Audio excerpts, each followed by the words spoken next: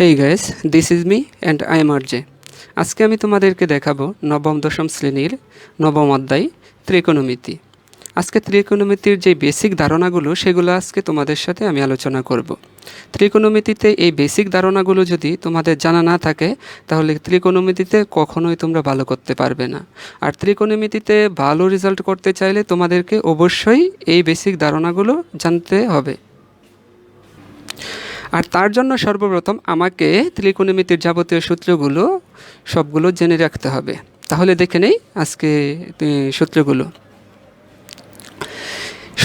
সবগুলো সূত্র জানার জন্য আমি কতগুলো ক্যাটাগরিতে এগুলোকে ভাগ করেছি, ভাগ করে তোমাদের সামনে প্রেজেন্টেশন করছি। দেখো, সর্বপ্রথম যদি আমি দেখাই যে অনুপাতের কতগুলো সূত্র রয়েছে, অনুপাতের সূত্র।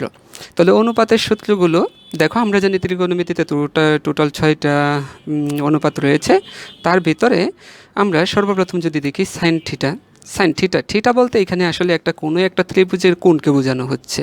থিটা বলতে একটা কোণকে বোঝানো হচ্ছে। অর্থাৎ এক্সাম্পল, তোমাকে যদি এরকম বলা হয় কোনো একটা ত্রিভুজ, এরকম যদি বলা হয় এটা একটা ত্রিভুজ, তাহলে এটাকেও তুমি যদি বলো এটা থিটা, ওকে, এটা হতে পারে থিটা। অর্থাৎ এরকম একটা যে কোণকে বোঝানো হচ্ছে থিটা বলতে, ওকে। তাহলে আসো, এখন এইখানে থিটার জায়গায় কেউ এ দিয়েও শিখতে পারে, বি দিয়েও শিখতে পারে, তবে থিটা দিয়ে বেসিক্যালি শেখা হয়।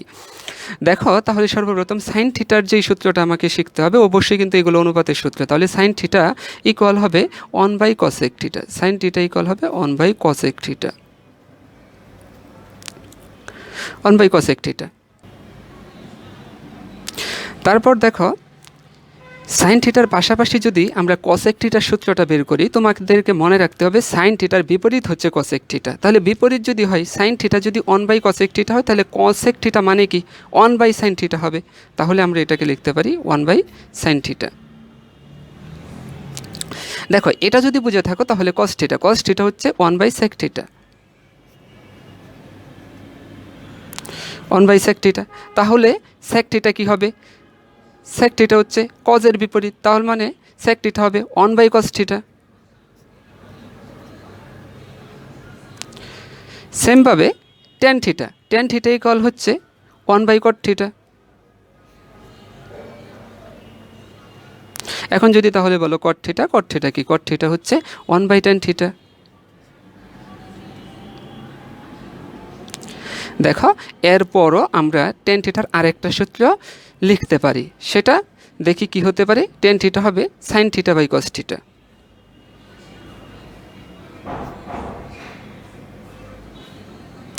এগেইন তাহলে cot থিটা কি হবে? tan এর বিপরীত।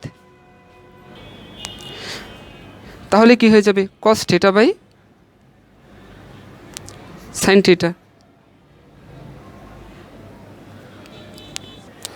অর্থাৎ আমরা যদি বাঁ পাশের সূত্রগুলো কোনোভাবে মনে রাখতে পারি, তাহলে কিন্তু ডান পাশের সূত্রগুলো কিন্তু এমনিতেই বিপরীতকরণ করে শুধুমাত্র মনে রাখতে পারি। তারপর দেখো, এখন আমরা যে সূত্রগুলো দেখব সেগুলো হচ্ছে থিটা যদি সমকোণ হয়, অর্থাৎ থিটা যদি সমকোণ বা 90 ডিগ্রি হয়, তবে কেবল এই সূত্রগুলো প্রযোজ্য হবে। তখন সাইন থিটার সূত্র হবে লম্ব বাই অতিভুজ।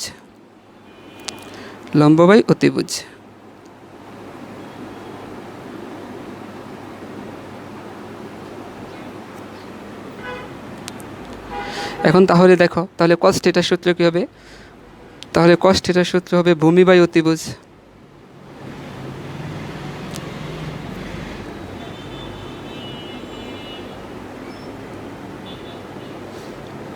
এগেইন tan থিটার সূত্র হবে লম্ব বাই ভূমি।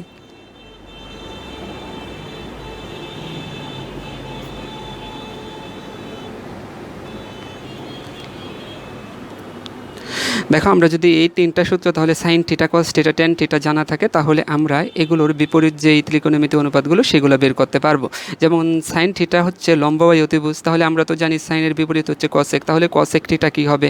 কসেক থিটা শুধুমাত্র সাইনকে বিপরীতকরণ করে হয়ে যাচ্ছে, তার মানে অতিভুজ বাই লম্ব। এটাকে আমরা লিখতে পারবো অতিভুজ বাই লম্ব।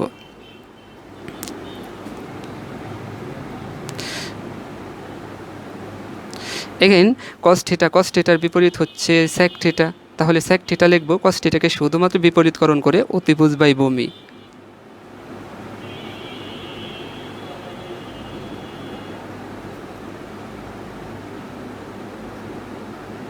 আবার ট্যান থিটা ছিল লম্ব বাই ভূমি, ট্যান থিটার বিপরীত হচ্ছে কস থিটা, তাহলে আমরা লিখব ভূমি বাই লম্ব, শুধুমাত্র বিপরীতকরণ করে লিখতে পারি ভূমি বাই লম্ব। ওকে, তাহলে আমাদের শেষ হলো সমকোণ, অর্থাৎ থিটা যদি সমকোণ হয় তাহলে সূত্রগুলো আমাদেরকে শেষ হয়ে গেল। এখন আমরা দেখব থিটা যদি সূক্ষ্মকোণ হয় তাহলে সূত্রগুলো কি হতে পারে, প্রয়োজনীয় সূত্রগুলো কি হতে পারে। তাহলে থিটা সূক্ষ্মকোণ বলতে কোনো একটা ত্রিভুজে, যদি কোনো একটা ত্রিভুজ হয়, কোনো একটা ত্রিভুজ, সমকোণ বলতে এই কোণটাকে বোঝানো হয়ে থাকে, অর্থাৎ যেটা 90 ডিগ্রি সেটাকে বোঝানো হয়ে থাকে, কিন্তু সূক্ষ্মকোণ বলতে এই কোণটা বা এই কোণটা, অর্থাৎ 90 ডিগ্রির চেয়ে ছোট কোণগুলোকে সূক্ষ্মকোণ হয়ে থাকে। অর্থাৎ এই থিটা দ্বারা যদি এরকম কোনো সূক্ষ্মকোণকে ইন্ডিকেট করে তাহলে কেবল এই সূত্রগুলো প্রযোজ্য হবে। তাহলে সাইন থিটার সূত্রটা হবে বিপরীত বাহুবাই অতিভুজ, বিপরীত বাহুবাই অতিভুজ।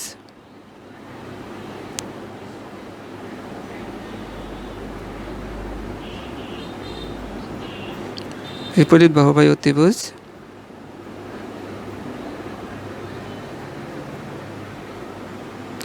কস থিটা হবে সন্নিহিত বাহুবাই অতিভুজ,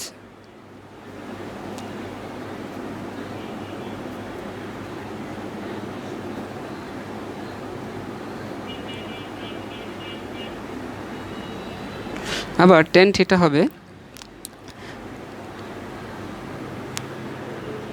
বিপরীত বাহুবাই সন্নিহিত বাহু।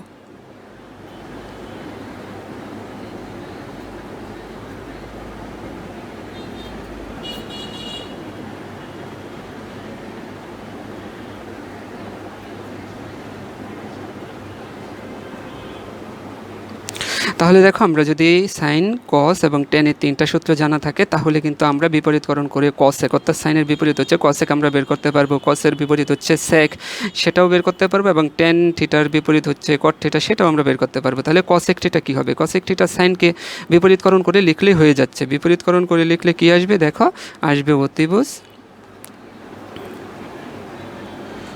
অতিভুজ বাই বিপরীত বাহু।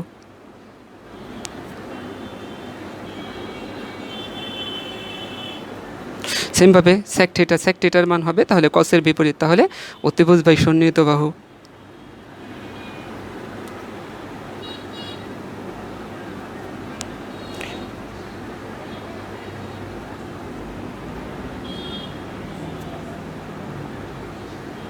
সেমভাবে তাহলে টেন থিটার বিপরীত, তাহলে কট থিটা কী হয়ে যাবে, কট থিটা হয়ে যাবে সন্নিহিত বাহু বাই বিপরীত বাহু।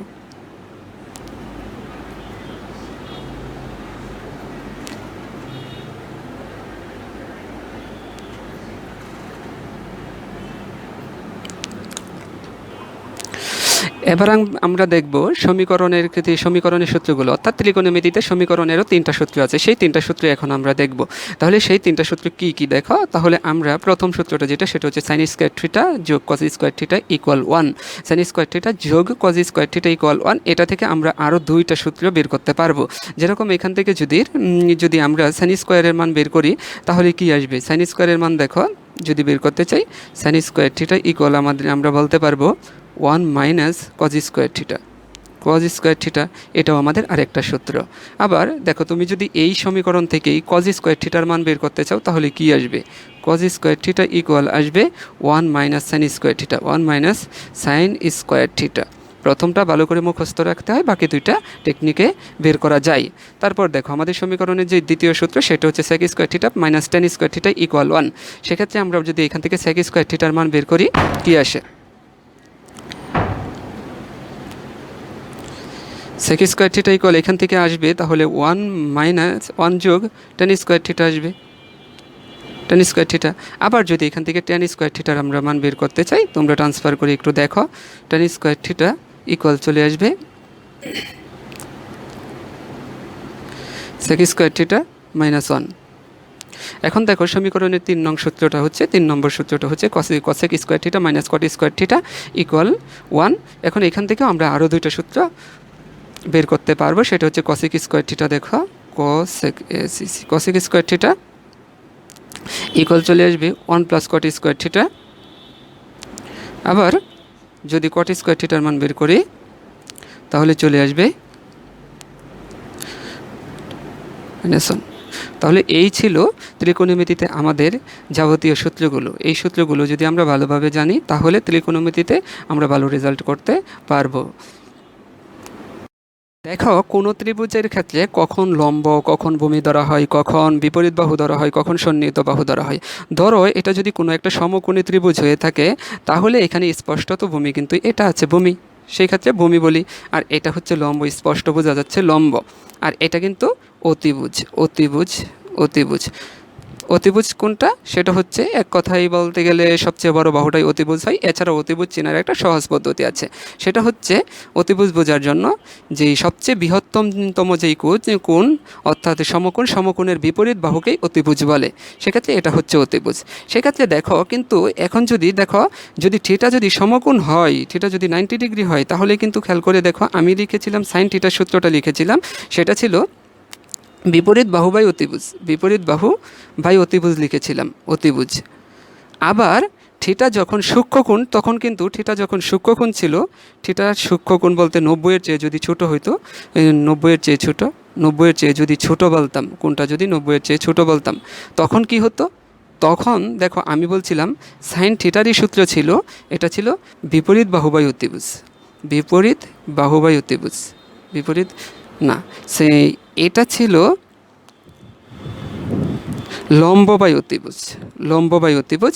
এবং সূক্ষ্মকোণের ক্ষেত্রে ছিল বিপরীত বাহু বাই অতিভুজ, অতিভুজ।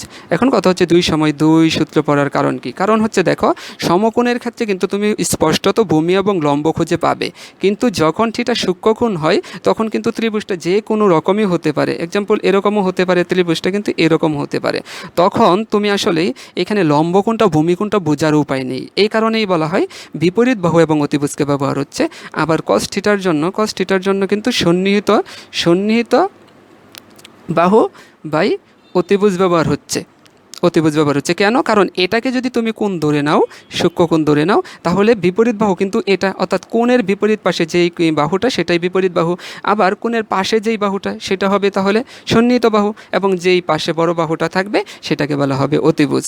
এই কারণে এইখানে বিপরীত বাহু বাই অতিভুজ সূত্রটা লেখা হয়েছিল, কিন্তু আবার এইখানে দেখো সমকোণের ক্ষেত্রে লেখা হয়েছিল লম্ব বাই অতিভুজ।